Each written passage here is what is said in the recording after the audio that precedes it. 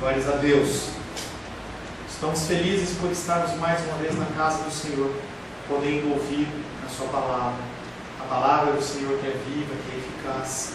A palavra do Senhor que não depende de ser humano. Pode ser o ser humano mais pecador, pode ser o ser humano mais desvirtuado, mas quando a palavra de Deus ela é proferida, ela tem efeito, ela cumpre o seu propósito. Eu sou apenas uma voz nesse lugar, não sou melhor do que você, eu sou pior do que você. O apóstolo Paulo dizia que ele era o pior dos homens, ele era o pior dos pecadores, e eu me considero pior que vocês. Não consigo dar o amor que eu devia, não consigo dar a atenção que eu devia, não oro tanto quanto eu devia, e eu me coloco como um vaso na presença do Senhor, necessitado dele. Em nosso último encontro, estivemos meditando sobre o tema crescimento progressivo em Cristo. Semana passada foi interessante essa palavra, porque nós falamos a respeito desse pensamento que as pessoas têm, de que o cristianismo é algo sebion, miojo, e que você coloca e ele está pronto. E não é assim. O cristianismo, ele é algo que vem sendo construído por toda uma vida. Nós caminhamos 5 anos, 10 anos, 15 anos, 20 anos, 30 anos, 40 em cristianismo, e quando você olha no espelho, você continua reconhecendo as marcas do homem e da mulher lá de trás que aceitaram o Senhor. E você se envergonha. A gente se envergonha. Eu me envergonho muito. O crescimento em Cristo ele é progressivo. Interessante vermos o recém-nascido, por isso que eu falei mesmo. É interessante. A gente olha ela com esse jeitinho dela. No início, totalmente dependente dos pais. Ou da vovó. Né? Totalmente dependente dos pais. Não consegue se limpar sozinha. Não consegue se alimentar sozinha, se movimentar, se vestir sozinha. Mas nós observamos que conforme os dias, meses e anos passam, eles deixam de ser o nosso bebê. Né, Luli? Ela vai brigar comigo depois. As crianças deixam de ser o nosso bebê. Quando a gente vai visitar a Naldinha lá, que o filhinho dela está lá, o filhinho dela tem 1,90 m, ele é dessa largura, assim, fortão. E aí a Naldinha fala assim, o meu pequenininho, né? O meu pequenininho. Quando eu vou lá para casa da minha mãe em São Paulo, e ela me vê, ela fala assim, oi meu pretinho. Para os pais, as crianças, elas são sempre crianças. Mas na verdade, conforme elas crescem, elas se tornam indivíduos. O crescimento deles em todas as áreas é facilmente observado. Você começa a observar que algumas coisas ele começa a fazer. Eu já observo na minha filha algumas atitudes, algumas decisões, algo que nós plantamos toda uma infância, para que hoje ela fala, vou fazer isso, vou fazer aquilo, estou fazendo, quero fazer isso. Qual a sua opinião em relação a isso? Isso é uma coisa que acontece com uma pessoa que está crescendo e amadurecendo. Eu vejo isso na minha filha, em especial na área cristã. Novos horizontes, aprendizados e experiências fazem parte da vida humana. Mesmo que nós pais não queremos soltar, mas é realidade. O versículo que ficou da semana passada foi João 9,17. Então eles se dirigiram de novo ao cego. E tu o que dizes daquele que te abriu os olhos? E ele respondeu a um profeta. Aquele homem que havia sido curado, aquele homem que já tinha padecido por dias, meses, anos, não lembro se o texto fala, mas talvez décadas, em que ele estava lá, a palavra não especifica, mas eu creio que ele devia ter pelo menos uns 30 anos, talvez 30 anos de cegueira, 30 anos de mendicância, e aquele homem ele passa a ver, e quando ele é questionado pela primeira vez, ele fala, foi um tal homem chamado Jesus, uma entidade.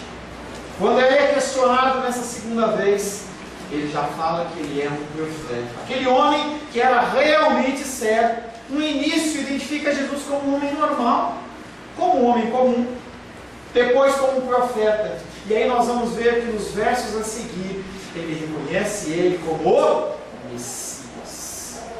Uma revelação progressiva na vida desse homem, em que conforme os fatos vão ocorrendo, ele conhece e consegue reconhecer que Jesus Cristo ele não é só um homem, mas ele é um homem. Que Jesus Cristo não é só um profeta, mas ele também é um profeta. Mas mais que isso, ele é o Messias de Deus. Que mudança! Que mudança! Percebe-se claramente que conforme o tempo passa, seu entendimento melhora e ele cresce. Ele não está estático. Ele não conheceu Jesus ou foi beneficiado de alguma coisa e ele parou. As pessoas elas têm esse tipo de relacionamento com Cristo muitas vezes. Quando eu me relaciono com Cristo, que eu estou precisando de algo, da bênção, e eu recebo, eu não preciso mais desse Deus. Eu não preciso mais desse Deus. Nós como cristãos, nós somos abençoados todos os dias. Você é abençoado todos os dias. Nossos olhos estão para as lutas, nossos olhos estão para as dificuldades, mas nós somos abençoados todos os dias. Abençoados como? Às vezes com um doce chocolate, com um presente, com uma alegria, com algo que vem nos trazer o brilho nos olhos. Eu acompanho a Rayane no Instagram lá, aí vira e mexe ela posta uma fotinha da Helena lá, minha alegria. Mas é isso, é isso. O Senhor ele nos dá presentes que são doces, como mel, como um delicioso chocolate, mas às vezes também ele dá um amargo jiló para nós. Nós achamos ruim. E quando esse amargo jiló vem, a gente acha que está tudo errado, mas não está tudo errado. É o nosso Deus cuidando e tratando de nós, porque Ele não quer que nós fiquemos iguais. Apesar de todo pai querer que o filho fique pequeno, eu brincava com a minha filha quando ela ainda tinha 5 aninhos. Falei assim: filhinha, eu vou segurar a sua cabecinha e vou segurar o seu pé para você não crescer. E ela fala: vai, papai, eu vou crescer sim. E cresce mesmo, A ação de Deus para com os seus filhos, seja no amargo, seja no doce, tem o objetivo de crescimento. Que nós possamos crescer em entendimento, em graça, para a glória de Deus. Nós temos que crescer, nós temos que aprender, nós temos que mudar o nosso comportamento. Apesar de Felipe e Rael estarem felizes com ela, que está ficando cada vez mais para a cara dele, e está deixando ele. Eu estou triste com isso, eu prefiro que seja sua cara. Eu também, mas não posso fazer nada. Entendeu? Quando olham para a minha filha, falam assim: é a cara da sua mãe. Mas tudo bem, né? Eu prefiro que seja a cara sua do que a cara dele. Mas tudo bem, tá? Nós temos que crescer, gente. A gente não pode ficar estático, tá? Então a gente vê a Helena crescendo, apesar de a gente achar legalzinho e tal, a expectativa é que ela cresça, em que ela uma hora comece a falar, papai, mamãe, comece a caminhar. É a nossa expectativa. A expectativa de Deus, se podemos dizer assim, é que nós cresçamos, que nós possamos crescer em Cristo. A palavra de hoje tem como título: Deus nos capacita a testemunhar. Trabalho, trabalho, trabalho. Você não foi salvo para a sua alegria, para a sua felicidade, para o seu prazer, mas você foi salvo para trabalhar. Você foi salvo para testemunhar. Quero convidar você a abrir a palavra de Deus no Evangelho de João capítulo 9. O Evangelho de João capítulo 9 está passando muito rápido. Mais um pouquinho e a gente finaliza.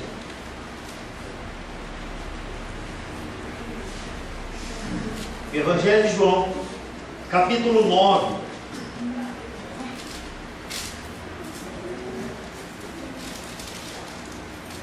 Verso 17 em diante. Evangelho de João, capítulo 9, versos 17 em diante. Assim diz a palavra de Deus: Levaram, pois, aos fariseus o que dantes era cego, e era sábado, o dia em que Jesus fez o lodo e lhes abriu os olhos. Então os fariseus, por sua vez, lhe perguntaram como chegar a ver. Ao que lhes respondeu: aplicou lodo aos meus olhos, lavei-me e estou vendo. Verso 20. Então os pais responderam: sabemos que este é o nosso filho, e que nasceu cego, mas não sabemos como vê agora, ou quem lhe abriu os olhos. Também não sabemos. Perguntai a ele: idade tem, falará de si mesmo. mas não sabemos como vir agora. Verso 22. Isso disseram seus pais porque estavam com medo dos judeus, pois esses já haviam assentado ou decidido que se alguém confessasse ser Jesus o Cristo, fosse expulso da sinagoga. Por isso é que disseram os pais: ele idade tem, interrogai-o. Então chamaram pela segunda vez o homem que fora cego e lhe disseram: dá glória a Deus. Nós sabemos que este homem é pecador. Ele retrucou: se é pecador, não sei. Uma coisa eu sei, eu era cego e agora vejo. Perguntaram-lhe, pois, que te fez ele? Como te abriu os olhos? E ele lhes respondeu: já vos disse, e não atendestes. Por que quereis ouvir outra vez? Porventura, quereis vós também tornar-vos seus discípulos? Então, injuriaram e disseram: discípulo dele és tu, mas nós somos discípulos de Moisés. Sabemos que Deus falou a Moisés, mas este nem sabemos de onde é. Respondeu-lhe o homem: nisto é de se estranhar, que vós não saibais de onde ele é, e contudo me abriu os olhos. Sabemos que Deus não atende a pecadores, mas pelo contrário, se alguém teme a Deus e pratica a sua verdade, a este atende. Desde que há mundo, jamais se ouviu que alguém tenha aberto os olhos a um cego de nascença. Se esse homem não fosse de Deus, nada poderia ter feito. Mas eles retrucaram: tu és nascido todo em pecado e nos ensina a nós?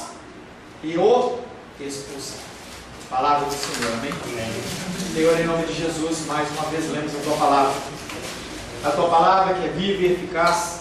A tua palavra em certas passagens é até engraçada, Senhor. Como esse homem, Deus, sem cultura, sem entendimento, dá uma lição de moral naqueles que eram os doutores da lei. Mas o Senhor age desta maneira. Pai, nós estamos aqui nesta noite mais uma vez reunidos para louvar, adorar e bendizer o teu nome e para ouvir a tua voz. Precisamos ouvir a tua voz, Pai. Como o ar que nós respiramos, nós precisamos te ouvir. Nós precisamos receber a tua direção. Precisamos que o Senhor fale conosco. Pai, sou um canal imperfeito, um canal com defeitos que precisa do teu auxílio. Não permita, Senhor, que nada saia da minha boca que não seja da sua vontade. E se mesmo assim, Pai querido, eu vou falar algo que provém do meu coração, que os teus filhos e as tuas filhas como que não entendam, que seja meio que apagado nos seus corações, mas aquilo que procede do Senhor, aquilo que eu ensino vindo do teu trono, possa, Pai querido, estabelecer morada nos nossos corações. Gerar frutos, Pai, para a glória, honra e louvor do teu santo nome. Em nome de Jesus. Amém. Amém. As pessoas, quando se convertem, elas naturalmente se convertem porque querem algo. Quando você começa a trabalhar, você quer algo. Quando nós iniciamos um relacionamento, nós queremos algo. Nós somos seres interesseiros. Nós não fazemos as coisas com Deus sem uma motivação, sem desejo de nada em troca. É a ação do ser humano.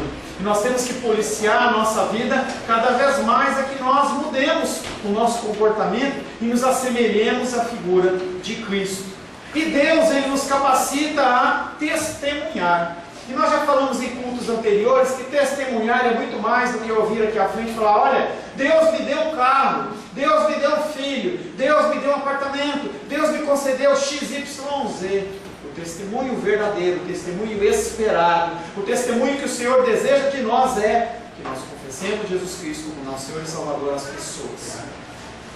As pessoas vêm a nós, elas estão desesperadas e nós temos que falar do amor de Deus. Mas pastor, ela não vai me ouvir, ele não vai me ouvir, ele não aceita, não quer. Nossa função é testemunhar. O primeiro versículo que nós vamos meditar está em João capítulo 9, verso 24. Chamaram então uma segunda vez o homem que fora cego e lhe disseram: dá glória a Deus. Nós sabemos que este homem é um pecador. Quando eu bati o olho nesse texto, eu achei estranho. Aqueles homens estão falando com um pecador, estão querendo convencer ele de algo e falam para ele dar glória a Deus. Estranho. Parece que a frase está meio sem sentido. Mas conforme eu vou explicando para você, você vai ver que tem sim sentido. Os fariseus, eles não conseguiram demonstrar fraude no ato da cura. Perguntaram a primeira vez para ele, e ele falou: estou curado. Perguntaram os pais falaram assim: não, ele era cego mesmo e ele está curado. E aí decidem chamar aquele homem novamente. Um milagre notável aconteceu, é real. Não tem como dizer, não está enxergando. Está enxergando. Era um homem que eles acompanhavam, conforme eu falei, 10, 20, 30 anos, e eles sabiam que ele era cego. Não sei se a órbita do olho dele era branca, eu não sei. Se não tinha o globo ocular, não sei. Eu sei que aqueles homens sabiam que aquele homem era cego. Mais uma vez as autoridades suspeitam que algo foi escondido deles, e eles ordenam ao homem dizer a verdade. Apesar daquele homem ter testificado, apesar da multidão falar, apesar dos pais falarem, aqueles homens eles têm que arranjar algum erro, algum engano. E eles vão de novo no homem, pedindo, ordenando que ele fale a verdade. Querem novamente editar o testemunho do homem em favor de Jesus, porque ia enfraquecer a doutrina, o conhecimento, o ensinamento que eles mesmos ensinavam. Então o objetivo deles era calar a boca daquele homem. Não podiam cegá-lo de novo, mas podiam calar a boca dele. E assim, mais uma vez, eles ferozmente lutam contra Deus. Mas cada luta que eles empreendem contra Deus, eles ficam mais cegos. Quando você luta contra Deus, contra a ação de Deus, você vai se cegando. O seu coração vai ficando duro como uma pedra. É assim que as pessoas se afastam de Deus. Elas param de acreditar naquilo que Deus está falando, param de confiar que Ele tem o melhor e começam a achar que não, esse Deus está enganado. Eu prefiro agir da minha forma. Quantas vezes eu fiz isso? Eu tenho essa mania afoita de agir. Rosângela, às vezes ela consegue me barrar, mas muitas vezes eu não consigo e eu passo por cima e faço quando eu vi. Já fiz. Êxodo capítulo 10, 16 diz: então se apressou o faraó em chamar a Moisés e a Arão, e lhes disse: pequei contra o Senhor vosso Deus e contra vós outros. Quem era Faraó? Faraó para aqueles homens judeus era como se fosse a figura de Satanás para a gente hoje no Novo Testamento. O símbolo do mal. E aquele homem, mesmo aquele homem, conseguiu reconhecer o poderio de Deus e fala: pequei contra o Senhor, eu estava errado. Mas aqueles homens que eram fariseus, eles tinham um coração mais duro do que o faraó. O coração deles não tinha mais como entrar à luz, porque eles se fecharam dentro da sua religiosidade, dentro do seu conhecimento, dentro da sua sabedoria, de tudo aquilo que era proporcionado a eles, e eles não queriam abrir mão da sua ideia. Eles vão tentar levar o homem que antes fora cego a renovar a sua lealdade, não com Jesus, mas com eles. Eles queriam que aquele homem se levantasse contra aquele que restaurou a visão. Eles olham para aquele homem e tentam começar a vender a ideia para ele, assim: apesar de você ter sido cego e agora você viver, não é coisa boa. É isso que eles estão querendo fazer. A condenação de Jesus aparece agora em um nome moral oficial. Ele é um pecador. Ele é um pecador. Para que o homem curado tenha um motivo para o amaldiçoar e rejeitar aquela cura. É a última chance que aqueles homens têm de forçá-lo a negar, ou melhor, rejeitar a sua própria cura. Os fariseus que antes estavam divididos lá em João 9,16, em que um falava que era, outro falava que não era, eles se uniram na antipatia por Jesus e agora estão numa frente só, tentando destruir a figura do Senhor. Não conseguiram negar a cura, mas pensam que podem calar a propagação do que essa ideia faz. Eles querem calar a ideia de que Jesus Cristo é o Messias. Quando uma situação, ela quer calar a minha boca, quer calar a sua boca, no sentido de testemunhar a Deus, é tentar evitar com que você fale da verdade. Falar do amor desse Jesus maravilhoso, que há sim uma esperança. A esperança ela não está em antidepressivos. A esperança não está em remédios tarja preta. E se você tiver que tomar conforme o medicamento te orientar, tome. Mas saiba que a tua esperança não pode estar nisso. A tua esperança não pode estar com um saldo bancário positivo ou uma saúde aparentemente boa. A tua esperança tem que estar no Senhor. E quando você tem esperança em coisas que são temporais, essa esperança ela escorre pelas suas mãos como areia, como água, e você se encontra desesperado. E é isso que esses homens querem fazer. Eles então ordenam ao cego curado que concorde com eles. Querem impor a ele a sua ideia de um Deus que não se importa com o homem. A ideia de que um Deus não se importa com o homem, mentira! Ele morreu na cruz por mim e por você. É verdade, é realidade. Ninguém faria isso por você. Nem o seu pai, nem o seu filho. Ninguém morreria por você. Talvez aquele impulso inicial pode até ser que sim, mas na hora, não sei. Poucos dariam sua vida, poucos dariam sua vida. O homem terá que admitir que teria sido melhor continuar cego, porque a vista que agora goza é contrária à vontade do Deus que eles professam. Se quiser que eu desligue o árbitro, vocês falam, tá?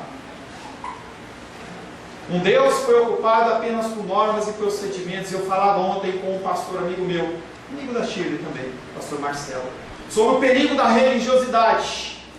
As pessoas cada vez mais estabelecem normas, princípios para falar e para tentar colocar você numa forma humana. Se você tiver de gravata, você é de Deus. Se tiver de terno, você é de Deus. Se não tiver, você não é. Se a mulher tem cabelo curto, comprido, maquiagem ou não maquiagem, se o homem faz isso, faz aquilo outro, são parâmetros humanos. Não é de Deus essas coisas. O meu Deus, o seu Deus, ele é muito maior do que isso. Imagina um Deus que construiu, que criou todo esse céu nesta maravilha, se ele está preocupado se o teu cabelo é comprido ou se é curto, em detrimento da tua salvação, é quase ridículo. É como pensar em um Deus que se preocupa com uma besteira, enquanto a pessoa continua fofocando, enquanto a pessoa continua falando mal do seu semelhante, não estende a mão para ajudar. Você acha que Deus está preocupado com o comprimento do teu cabelo? Se você usa brinco ou se você não usa brinco, seja homem, seja mulher. O nosso Deus não é um Deus preocupado apenas com normas e procedimentos. Sim, nós temos procedimentos, nós temos normas. A palavra de Deus nos ensina como adorar esse Deus.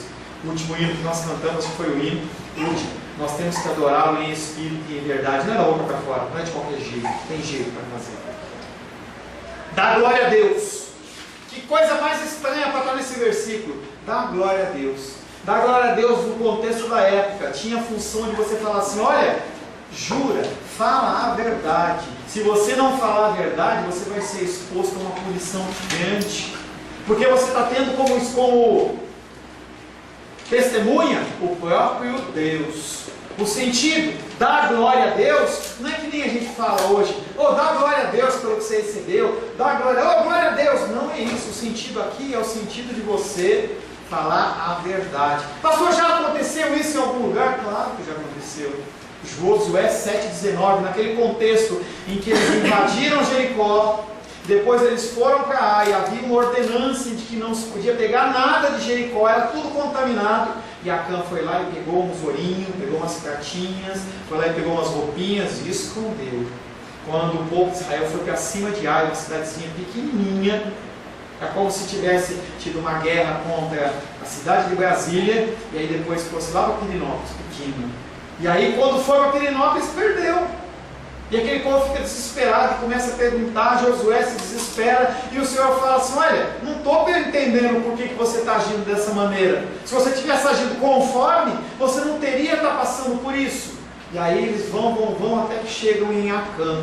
E aí Acã era o culpado. E aí Josué olha para ele e fala, filho meu, dá glórias ao Senhor, dá glórias a Deus. É a mesma coisa.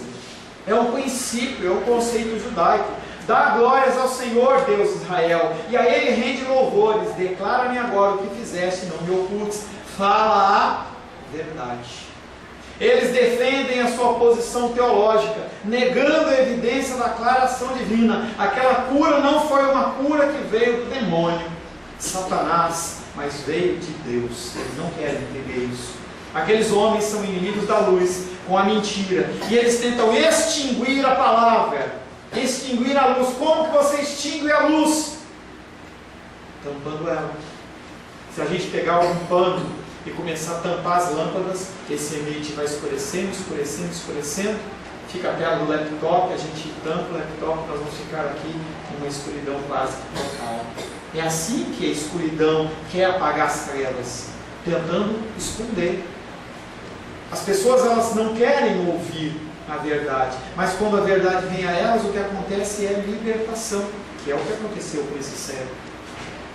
João capítulo 8, verso 44, fala a ação desses homens que são homens que querem extinguir a verdade. Jesus Cristo olha para aqueles homens e diz: vós sois do diabo, que é o vosso pai, e quereis satisfazer os desejos.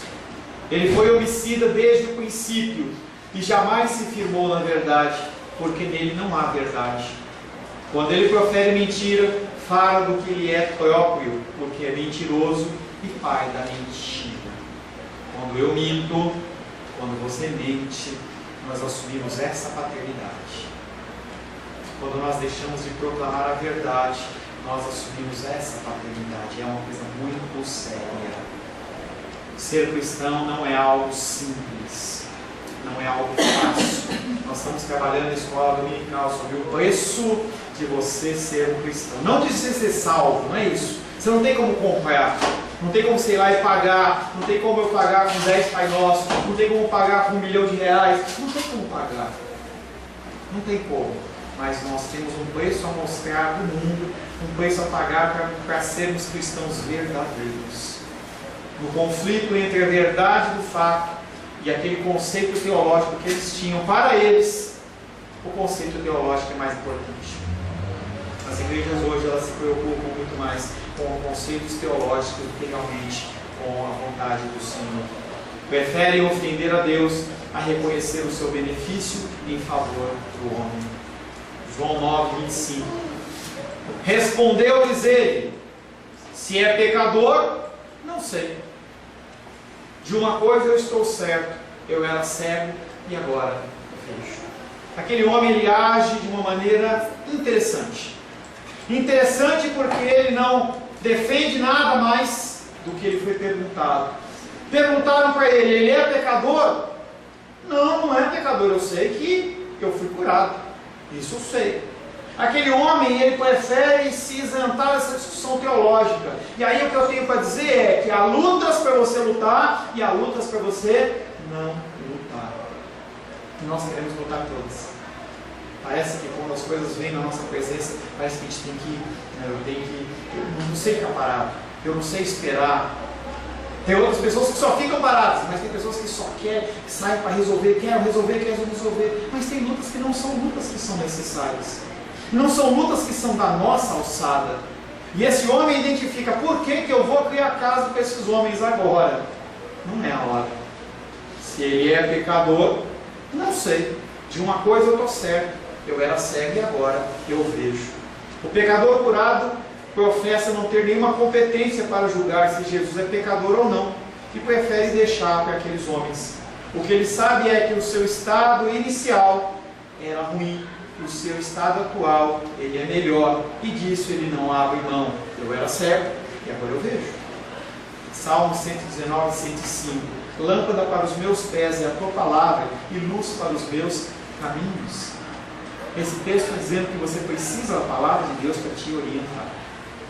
Se você não tiver a palavra de Deus para te orientar, você vai tomar decisões erradas e você vai se machucar. O cego experimenta em si mesmo a liberdade e integridade humana como um bem. A sua experiência foi muito mais do que uma visão restaurada. Foi a manifestação do amor gratuito de Deus. João capítulo 8, verso 31 e 32. Disse, pois, Jesus aos judeus que haviam crido nele: se vós permanecerdes na minha palavra, sois verdadeiramente meus discípulos, e conhecereis a verdade vos libertará. O que o Senhor Jesus fala para nós nesta noite é: fica debaixo da cobertura dele, ouve ele. Não se aventura a fazer coisas que você não foi comissionado a fazer. Nós temos esta mania: faça o que é da sua alçada fazer. Faz o que ele é comissionado a fazer. Já dei esse exemplo no dominical, vou dar de novo. Tem um amigo meu que trabalha na parte de segurança lá da Embaixada do Canadá. E um dia ele viu lá um lugar que estava meio sujo. E ele falou: eu vou limpar. E ele pegou a vassoura e começou a limpar aquilo. Eu achei que estava fazendo uma coisa muito boa. O cônsul passou e falou assim: Qual é a sua função? Eu cuido da segurança aqui do Senhor, cara. E por que você não está fazendo o que você é comissionado a fazer? E isso que você está fazendo não é para você fazer. Porque quando você faz isso, você deixa de fazer aquilo que você foi comissionado a fazer.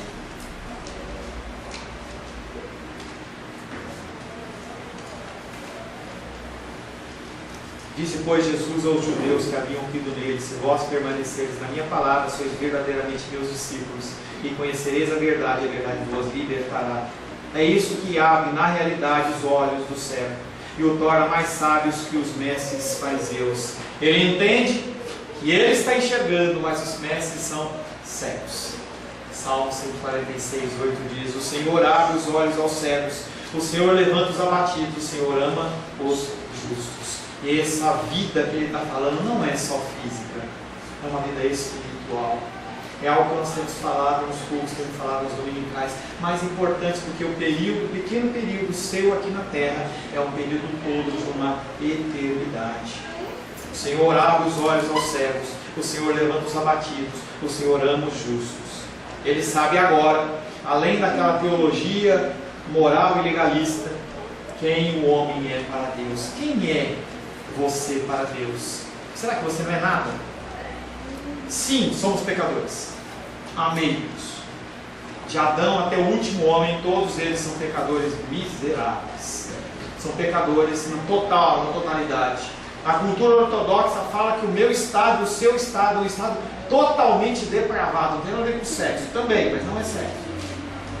Desde a ponta do meu dedo, a raiz do meu cabelo, nada é bom. Tudo é contaminado pelo pecado. É como você pegar um grande tonel de 10 mil litros de água e você jogar uma gota de corante. Aquela água não é mais incolor. Ela já tem uma tonalidade diferente. E é isso que eu e você somos. E nós só podemos nos apresentar perante Deus através do sacrifício de Cristo na cruz do Calvário. Isaías 40, 30 e 31. Os jovens se cansam e se fatigam. Os moços de exaustos caem, mas os que esperam no Senhor renovam as suas forças e sobem como águia, correm e não se cansam, caminham e não se fatigam. Quando nós estudamos o paralítico do tanque de Betesda, lá em João capítulo 5, se não me engano, a gente viu um homem que foi curado, mas que foi curado só fisicamente. Ele não conseguia olhar para os seus religiosos, aqueles que o inquiriam, que questionavam. Este homem é diferente. Mais do que uma liberdade física, ele tem liberdade espiritual. Fala do amor de Deus. Ser feliz em Deus. João 9, 26. Perguntaram de novo. Mais uma vez. Que te fez ele? Como te abriu os olhos? Se as autoridades religiosas querem manter a sua tese de que Jesus é um pecador, eles não têm recurso a não ser continuar caminhando nesse caminho, continuar essa linha de interrogatório. Apesar da segurança que antes demonstravam, e eles percebem que cada confronto eles ficam mais fracos, eles não estão tranquilos. Eles estão percebendo que, como numa batalha de judicial, de tribunal, eles estão perdendo aquela luta, aquela batalha.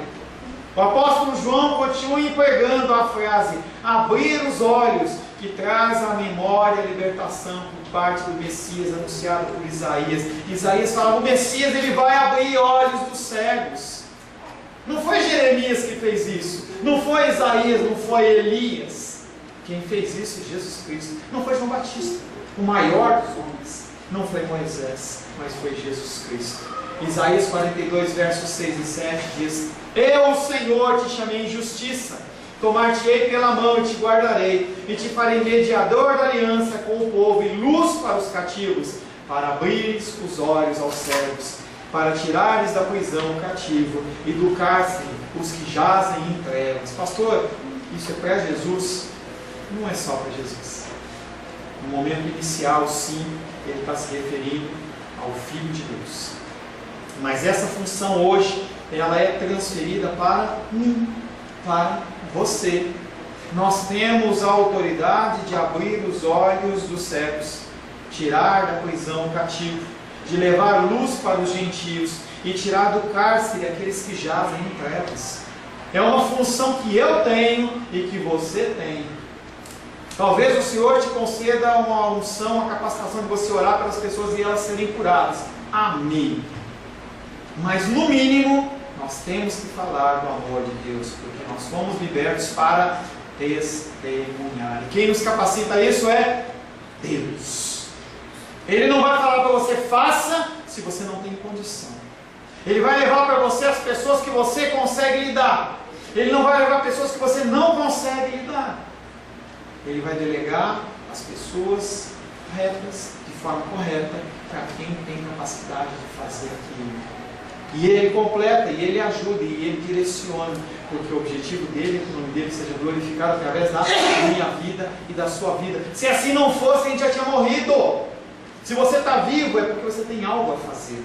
Muito mais do que o seu trabalho, muito mais do que a sua família, nós temos que glorificar a Deus através das nossas vidas.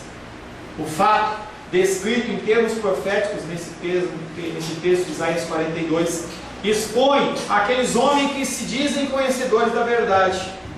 Eles conheciam esse texto e eles sabem muito bem que não há dentro do histórico bíblico alguém que tenha aberto os olhos no céu de nascença, a não ser a figura de Jesus Cristo.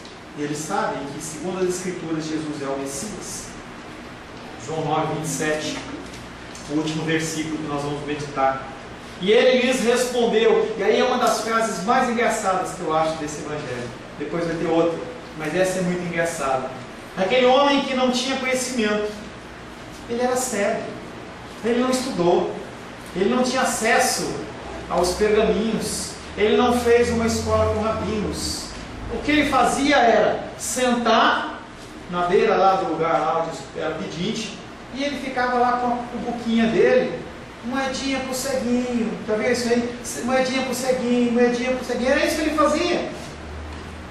E aquele homem, ele responde àqueles homens que voltam a perguntar mais uma vez. No momento inicial ele fica quieto, ele é pecador. Não sei, mas ele me curou, eu estou curado.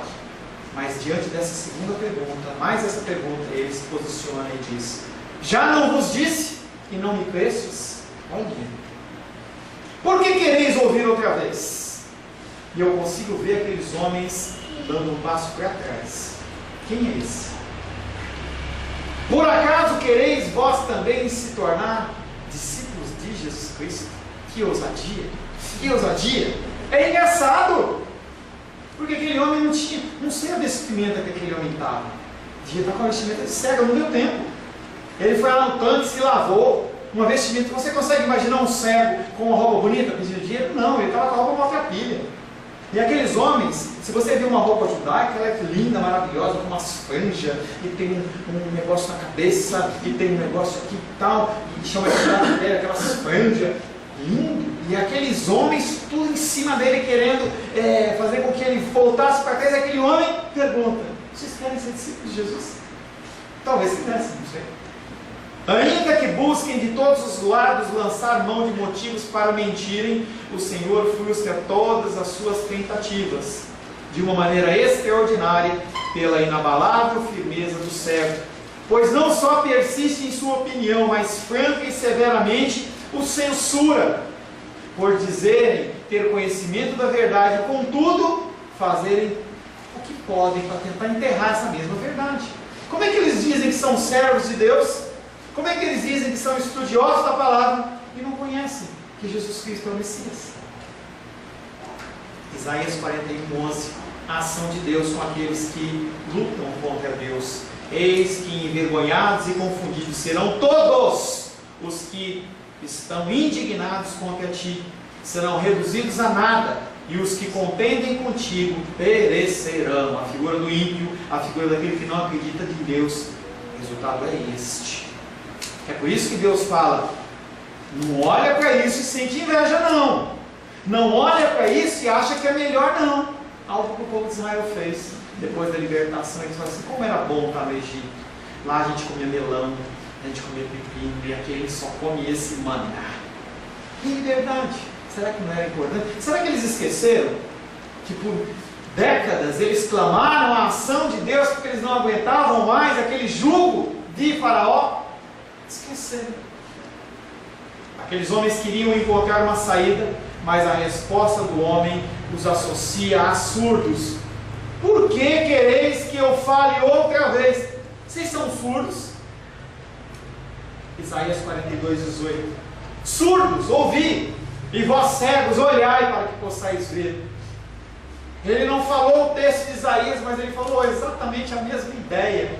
Você já ouviu tantas vezes, você quer que eu fale de novo? O ex-cego, antes manso, parte para o ataque com ousadia, querendo dizer que, ainda que fossem centenas de vezes convencidos, são tão radicalmente preconceituosos que jamais creriam em algo diferente das suas crenças. Cuidado no que você acredita. Cuidado. Tem conceitos que eles são bíblicos e você tem que cimentar aquilo com concreto para não se mover nem um milímetro. Nós fixamos a cruz. Não está mais. Agora ela está fixa. Tem coisas que tem que ser fixas na sua vida. E você tem que definir o quanto antes as coisas que são verdades, que são imutáveis na palavra, como por exemplo, que Jesus Cristo ele é Deus. E sem Cristo não tem salvação. Você pode ir para o monte, orar no monte é maravilhoso, é muito gostoso. Você pode fazer jejum, campanha, o que você quiser. Mas se você não entender que a salvação é pela graça e pelo sacrifício de Cristo, você está perdido. Isso é uma realidade. E essas coisas você tem que se firmar. O povo está cego porque os religiosos impedem de ver. E diante daquela obsessão, o homem se permite um comentário cheio de ironia. Por acaso quereis vós também se tornar os seus discípulos? É uma espantosa exibição de liberdade quando alguém de humilde condição, passível de censura, em decorrência de sua pobreza, destemidamente provoque a fúria de todos os sacerdotes contra a sua própria pessoa. Você é colocado em situações iguais, perante familiares, perante chefes, perante pessoas que convivem ao seu lado, em que quando você testemunha de Jesus, as pessoas ficam bravas. O carnaval está chegando. Olha o carnaval chegando. E aí? Você vai lá? Alô? Entendeu? Mas tem gente que vai. As pessoas elas acham que não pode. Está tudo certo. Eu vou na igreja depois, ou eu deixo de comer carne um dia, está tudo certo. Eu paguei o preço. Cuidado com as realidades da sua vida. Cuidado com as certezas da sua vida. Uma coisa é certa. Quando você se levantar para falar algo em nome de Deus, que Ele mandou você falar, por isso você tem que orar bastante antes. Ele está com você. João capítulo 12, versos 11 e 12. Quando vos levarem às sinagogas, você não vai para a sinagoga, mas talvez você seja levado a um tribunal, talvez você seja levado a uma associação de pessoas, a uma reunião, um grupo. Quando vos levarem às sinagogas e perante os governadores e autoridades, nós que moramos em Brasília, fica mais fácil você ser levado ao governador ou uma autoridade. Não vos preocupeis quanto ao modo porque respondereis, nem quanto às coisas que tiveres de falar, porque o Espírito Santo vos ensinará naquela mesma hora o que haveis de dizer. Pastor, então eu não preciso nem ler a Bíblia. Que coisa boa! O texto não está falando isso não. O texto está falando que ele vai trazer a memória daquilo que você explicou, daquilo que você estudou. Ele vai te capacitar, ele vai te dar uma língua solta para você falar, vai eliminar a tua vergonha, o medo, o temor, e vai colocar em você uma ousadia do Espírito Santo para falar aquilo que você já sabe que é verdade. Mas ele não vai criar na sua cabeça um conhecimento que você não tem não. É maravilhoso ter um Deus que cuida de nós em tudo. O meu Deus, o seu Deus, cuida de tudo. Não de uma coisa ou outra, ele cuida de tudo. Até no falar, ele nos ensina e nos capacita. Lutas, vamos ter sempre. Não acho que vai ter um momento em que você vai parar de ter lutas. Pelo contrário, vai ter um momento. Quando estiver lá no cemitério da esperança, no campo da esperança, uma lápide de fulano de tal, filho amado, filha amada. Quando estiver lá, não tem mais luta. Mas enquanto você estiver vivo, lutas sempre. Tribulações, sempre. Perseguições, sempre. Pastor, não dá para caminhar desse jeito. Dá. Deus também está ao nosso lado, sempre. Glória a Deus. Senhor, em nome de Jesus, te louvamos, Pai, porque Tu és um Deus que nos capacita, Tu és um Deus que nos instrui, Tu és um Deus, Pai querido, maravilhoso. Nós temos que pedir perdão. Eu peço perdão por mim, creio que os meus irmãos também se encaixem na mesma situação. Eu quero pedir perdão, Senhor, pela minha incredulidade.